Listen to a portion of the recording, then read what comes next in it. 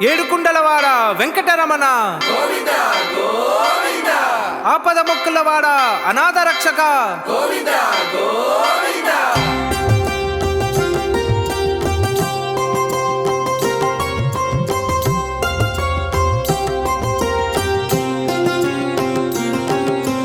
Srinivasa Govinda, Shri Venkatesha Govinda,